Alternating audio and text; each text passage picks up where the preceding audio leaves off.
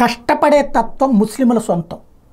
ఇది చిన్న పని, ఇది తప్పు పని, ఇది కష్టమైన పని అని ఫీల్ అవ్వరు. శారీరక శ్రమలో ఉద్దండులు అద్భుతమైనటువంటి కమిట్మెంట్తో పనిచేస్తారు. మెకానిక్కుల దగ్గర నుంచి పండ్లమ్మేదాకా ఏ విషయంలోనైనా సరే భేషజాలకు పోకుండా బాధ్యతాయుతంగా నా విధి నేను నిర్వర్తిస్తున్నాననేటువంటి ఒక నియమబద్ధమైనటువంటి బ్రతుకు జీవనం సాగించేవాళ్ళు ముస్లింలు.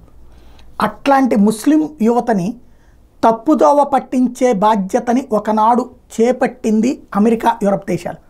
ఎందుకోసం అంటే తమకి అలవికాని శత్రువు అయినటువంటి రష్యాని దెబ్బతీయడానికి, యుఎస్ఎస్ఆర్ని దెబ్బతీయడానికి పాకిస్తాన్, ఆఫ్ఘనిస్తాన్ని వాడుకుని తీవ్రవాదానికి అసలు బీజం వేసింది వాళ్ళే. ఎట్లాగా? ఆయా దేశాల్లో డబ్బులు బోల్డ్ ఇస్తారు, అది సైన్యం తినండి, ఐఎస్ఐ తినండి, మీ ఇష్టం వచ్చినట్టు తినండి, నాయకులు తినండి, కానీ మీ దేశంలో పేదరికాన్ని పెంచండి, మీ దేశంలో ఉన్నటువంటి ప్రజలకు తిండికి గతి లేక ఇబ్బంది పడుతుండాలి. అట్లాగ ఇబ్బంది పడేటప్పుడు కడుపు రగులుతున్నటువంటి వాళ్ళకి మతం అన్నటువంటి దాని ద్వారా వేరే రాజ్యాల మీద దాడికి తయారు చేయండి అని భారత్ మీద దాడికి తయారైన తీవ్రవాదులు కానీ, రష్యా మీద దాడికి తయారైన తీవ్రవాదులు కానీ అట్లాగా పుట్టుకొచ్చినటువంటి వాళ్ళే. అమెరికా, యూరప్ దేశాలు తమ స్వార్థంతో ప్రారంభించినటువంటి తీవ్రవాదం నాడు తాలిబాన్ల రూపంలోనో, అల్ఖైదా రూపంలోనో, లేకపోతే కనుక లష్కరే తోయిబా రూపంలోనో, జైషే మహమ్మద్ రూపంలోనో పుట్టుకొచ్చింది. అది ప్రపంచమంతా స్ప్రెడ్ అయింది. చివరికి అమెరికా ట్విన్ టవర్ కూలాక కానీ దానికి బుద్ధి రాల. అయితే ఆనాడు అమెరికా దాని ద్వారా సక్సెస్ అయింది. యుఎస్ఎస్ఆర్ని ముక్కలు చేసి రష్యాగా మిగిల్చింది. ఆ తర్వాత ఆ యుఎస్ఎస్ఆర్లో ఉన్నటువంటి మిగతా దేశాలన్నీ నాటోలో కలిపి తన చెప్పు చేతలో పెట్టుకుంది. అక్కడతో ఆగినా బాగుండేది. పేరాశ పెరిగిపోయి ఆ రష్యా మిగిలిన దాన్ని కూడా నాశనం చేయడానికి ఉక్రెయిన్ని రెచ్చగొట్టి నాటో దళాలను తీసుకెళ్ళి ఉక్రెయిన్లో పెట్టి తద్వారా రష్యాని దెబ్బగొట్టాలని కుట్ర పనింది.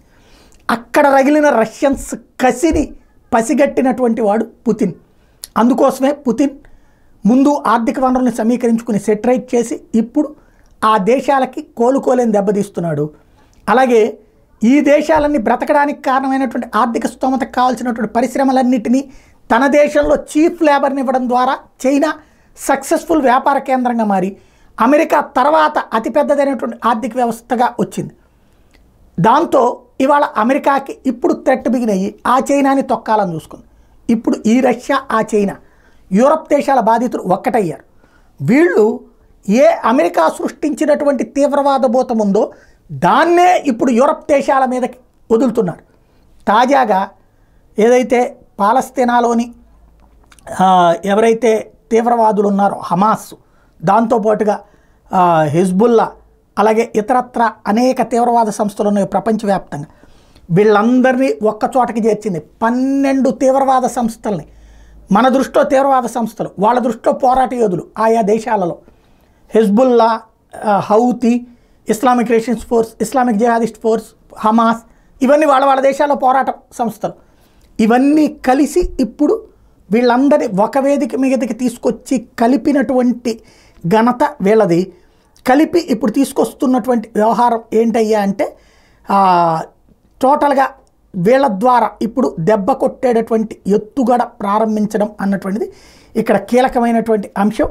చైనా, రష్యా, ఇరాన్, ఉత్తర కొరియా వీళ్ళందరూ కలిసి భవిష్యత్తులో అమెరికాని దెబ్బ కొట్టడం కోసం వేస్తున్నటువంటి అడుగుల్లో ఇదొకటి.